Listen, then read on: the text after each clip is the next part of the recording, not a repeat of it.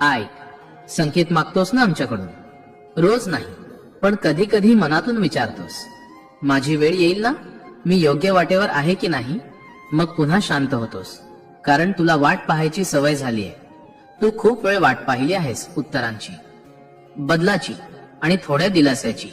लोक म्हणतात धीर ठेव, पण धीर ठेवणं किती अवघड असतं हे फक्त वाट पाहणाऱ्यालाच कळतं. तू अनेक वेळा निराश झालास, मनातून कोसळलास, पण तरीही कोणालाही दोष दिला नाहीस. हे सगळ्यांना जमत नाही. कधी कधी तुला वाटतं सगळे पुढे जात आहेत आणि तू मात्र तिथेच थांबलायस. पण नीट ऐक, सगळे पुढे जात नाहीत. काही लोक थांबून तयार होत असतात, आणि तू त्यातलाच एक आहेस. अलीकडे तुला जाणवतंय ना, मन थोडं शांत झालंय.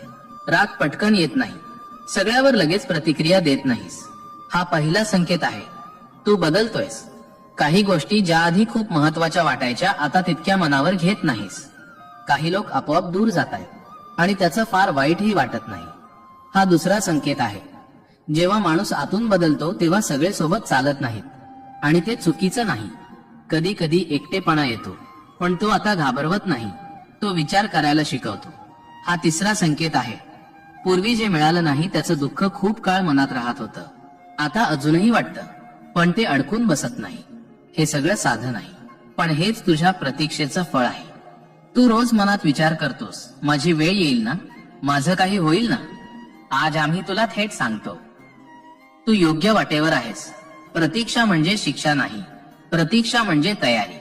तुला माणसं ओळखायला, स्वतःला समजायला, आणि जे मिळणार आहे त्याची किंमत कळावी म्हणून. जर सगळं लगेच मिळालं असतं तर कदाचित तू आज जसा आहेस तसा राहिला नसतास. आणि आज तू जसा आहेस तोच तुझा सगळ्यात मोठा बदल आहे. तू शांत झालायस, कमी बोलतोयस, विचारपूर्वक चालतोयस. हे योगायोग नाही, हा संकेत आहे. आता मोठं काही करायची गरज नाही. फक्त एवढंच लक्षात ठेव, आपलं काम प्रामाणिक करत राहा. घाई करू नकोस, स्वतःवर शंका घेऊ नकोस. संकेत नेहमी मोठ्या आवाजात येत नाहीत, ते हळूच मनाला लागतात. आणि जर तू इथपर्यंत ऐकत राहिलास तर हा सगळ्यात मोठा संकेत आहे की तू अजून हार मानलेली नाहीस. शांत राहा, विश्वास ठेव, पुढचं पाऊल लवकरच स्पष्ट होईल. हीच तुझ्या प्रतीक्षेची खूण आहे. हा तुझ्यासाठी दिलेला संकेत आहे. आम्ही इथेच आहोत, तुझ्या सोबत, प्रत्येक पावलावर. श्री स्वामी समर्थ.